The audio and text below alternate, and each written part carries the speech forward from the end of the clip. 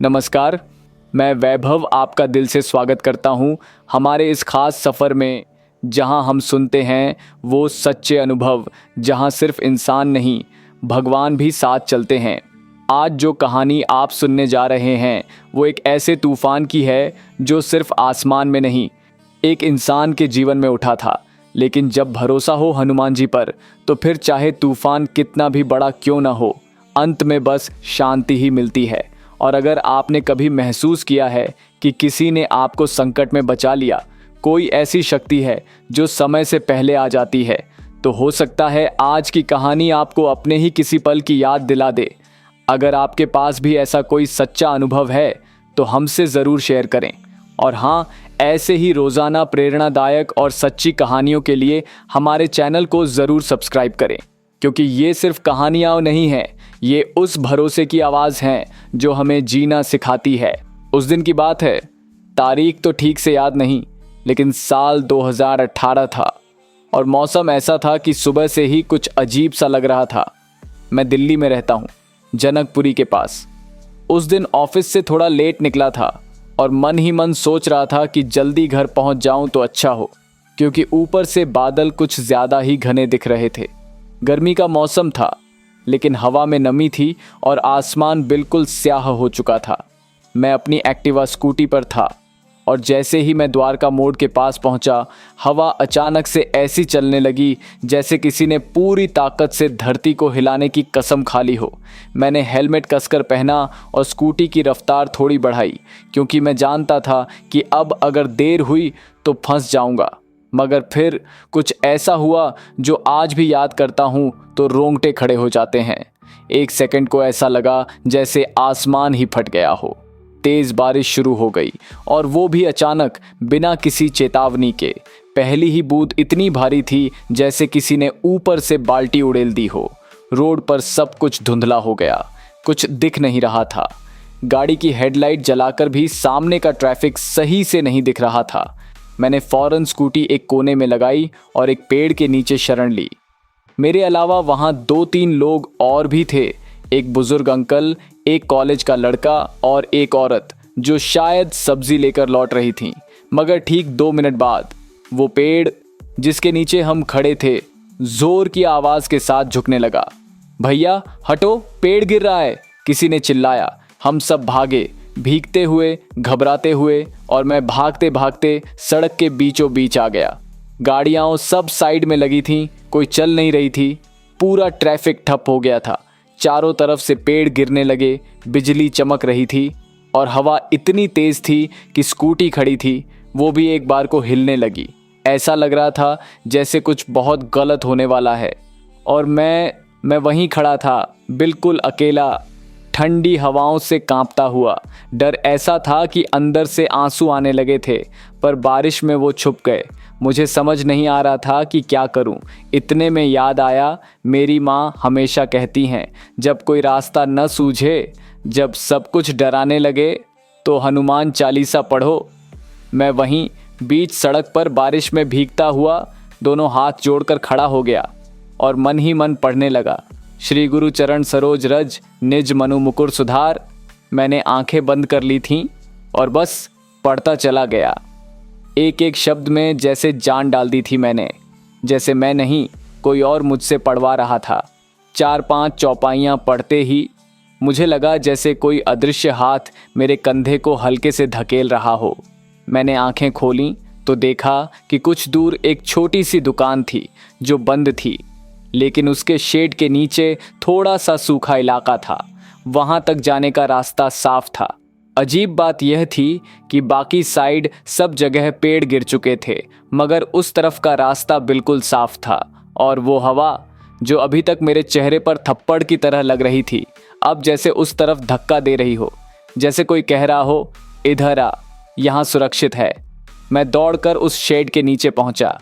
जैसे ही वहां पहुंचा, मेरे पीछे ही एक बड़ा सा पेड़ उस सड़क पर गिरा, ठीक वहीं जहां मैं 5 सेकंड पहले खड़ा था।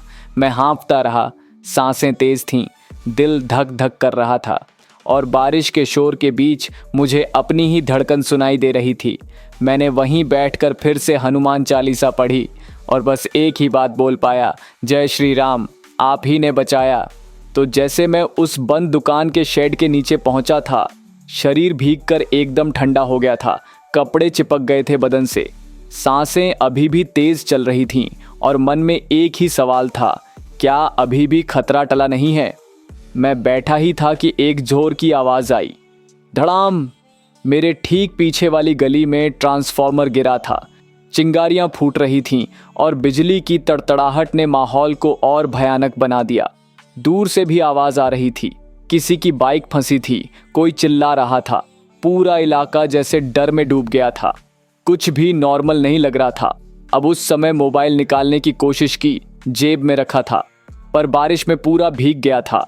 स्क्रीन बार बार ब्लिंक कर रही थी, टच भी काम नहीं कर रहा था। लगा जैसे अब ये भी जवाब दे गया। मुझे समझ नहीं आ रहा था कि वहाँ कितनी देर रुकना पड़ेगा। दुकान बंद थी, अंदर घुसने का कोई रास्ता नहीं था। बस इतना सा छज्जा था जिसमें मुश्किल से एक आदमी बैठ सके, और मैं था बिल्कुल अकेला। और तभी एक अजीब सी बात हुई।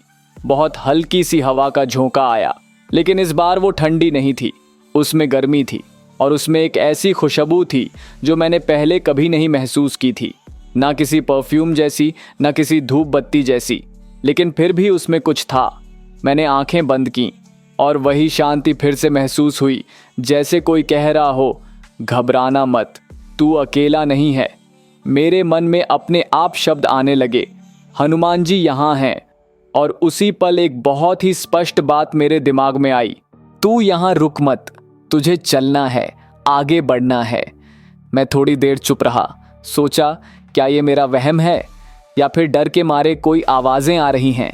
लेकिन जैसे ही मैं शेड से थोड़ी बाहर आया और नज़र घुमाई तो देखा सड़क के एक किनारे पर छोटे छोटे पत्थरों के बीच एक सीधी लाइन सी बनी थी, जैसे कोई रास्ता हो। और उस पूरे तूफान में वहाँ कीचड़ नहीं था।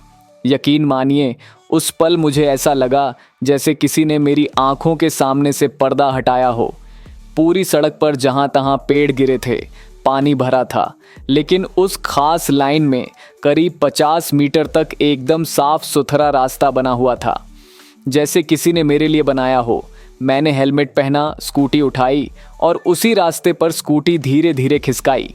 सड़क पर फिसलन थी, लेकिन जैसे कोई मेरे पीछे चल रहा हो और कह रहा हो, डर मत, मैं हूं ना।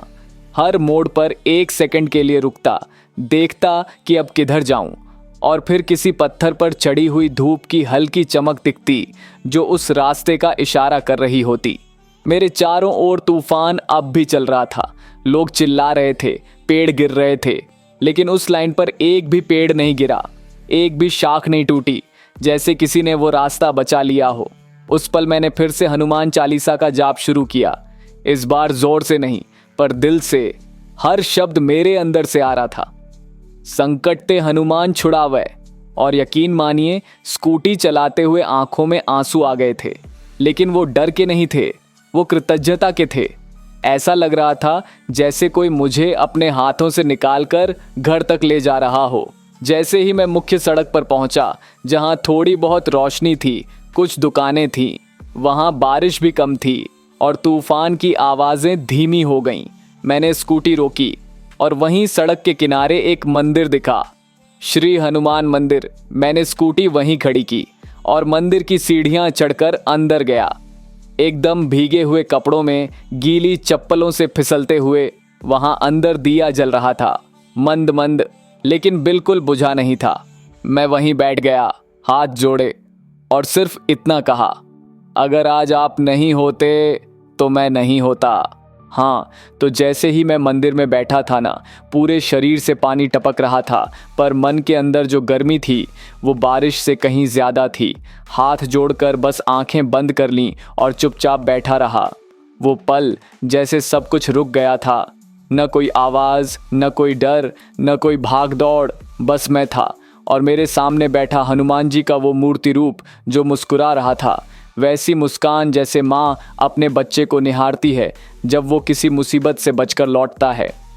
मैंने वहीं मंदिर की ठंडी फर्श पर बैठकर सबसे पहले गहरी सांस ली और तभी एक आवाज़ आई, भैया आप ठीक हो? मुड़कर देखा, मंदिर के पुजारी जी थे। उम्र थोड़ी ज़्यादा थी पर चेहरा एकदम शांत। मैंने सिर हिलाकर कहा, हाँ, पर बहुत कुछ हुआ आज। वो मुस्कुराए। सब ठीक हो गया ना? वही काफ़ी है। मैंने सोचा ये बात कितनी छोटी है लेकिन कितनी गहरी। हाँ, सब ठीक हो गया था। कुछ देर बैठने के बाद बाहर देखा, बारिश अब रुक चुकी थी। आसमान में बादल ज़रूर थे लेकिन वो डरावनी काली शक्लें अब हल्की नीली पड़ चुकी थीं। ऐसा लग रहा था जैसे कोई तूफान आया और अपने साथ सारा डर, सारा बोझ लेकर चला गया। मैंने मंदिर की सीढ़ियों से नीचे उतरते हुए उस दिए को एक बार फिर देखा जो अभी भी जल रहा था। सोचो, इतने जोर के तूफान में भी वो दिया कैसे बुझा नहीं? जैसे कोई अदृश्य हाथ उसे बचा रहा हो, जैसे कोई कह रहा हो, तू मेरी शरण में है। स्कूटी उठाई और धीरे धीरे घर की ओर चल पड़ा। रास्ते में जो गड्ढे थे उनमें पानी अब भी जमा था। कुछ जगह पेड़ गिरे हुए थे लेकिन अब डर नहीं लग रहा था। अब लग रहा था कुछ भी हो, कोई है जो साथ है।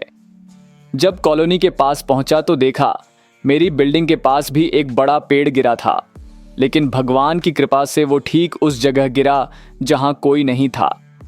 मैंने स्कूटी पार्क की और जैसे ही दरवाज़ा खोला, माँ ने देखा। हे भगवान, तू भीग गया पूरा। कहाँ था तू इतने देर?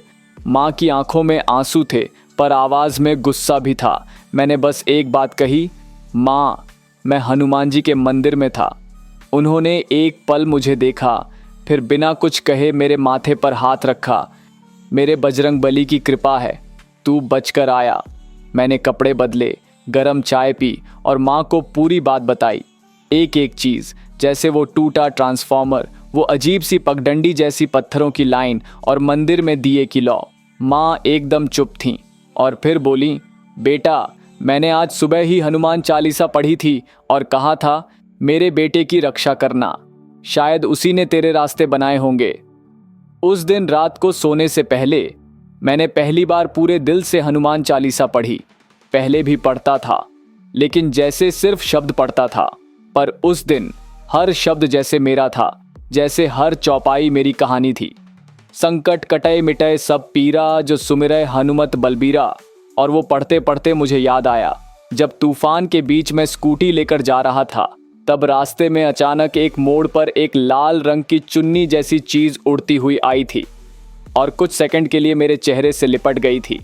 उस समय तो कुछ समझ नहीं आया, लेकिन अब सोचता हूं तो लगता है शायद वो हनुमान जी का आशीर्वाद था, जैसे कह रहे हों, मैं हूं ना। हाँ, अब आपको वो दिन भी बताता हूं जब मुझे पूरा यकीन हो गया कि हनुमान जी बस एक मूर्ति नहीं है, वो हमारे बीच ही हैं। उस घटना के बाद मेरी आदत में एक चीज़ बदल गई। अब मैं हर मंगलवार और शनिवार मंदिर ज़रूर जाता था।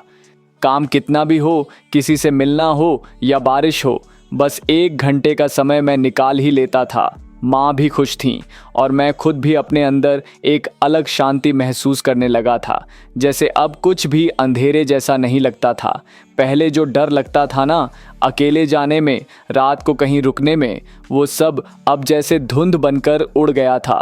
खैर, बात उस शनिवार की है। सुबह सुबह माँ ने कहा, बेटा, तेरे पापा की दवाई लानी है और मंदिर भी जाना, तो पहले ये काम निपटा ले। मैंने हामी भर दी और स्कूटी लेकर निकल पड़ा। रास्ते में सब कुछ एकदम नॉर्मल था। दवाई ली, फिर मंदिर की ओर चल पड़ा। लेकिन आज एक अजीब सी बेचैनी हो रही थी, जैसे दिल कह रहा था, आज जल्दी जा मंदिर, कोई इंतज़ार कर रहा है। मंदिर पहुंचा तो देखा हमेशा की तरह कुछ बुजुर्ग बैठे थे, कुछ महिलाएं भजन गा रही थीं और पुजारी जी दिया और फूल की तैयारी में लगे थे। मैं सीधा मूर्ति के सामने बैठ गया। आज कुछ बोलने का मन नहीं हुआ, बस आंखें बंद कर लीं।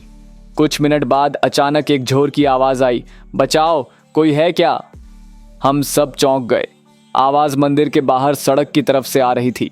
सब भागे, मैं भी दौड़ पड़ा। बाहर जाकर देखा एक एक्सीडेंट हुआ था। एक अधेड़ उम्र का आदमी बाइक से गिरा पड़ा था और उसके पैर पर गहरी चोट लगी थी। पास में उसका फ़ोन गिरा था और लोग इकट्ठा हो रहे थे, पर कोई मदद नहीं कर रहा था। मैंने बिना सोचे समझे जाकर उसे उठाया और स्कूटी पर किसी तरह बैठाकर नज़दीकी क्लिनिक की ओर भागा।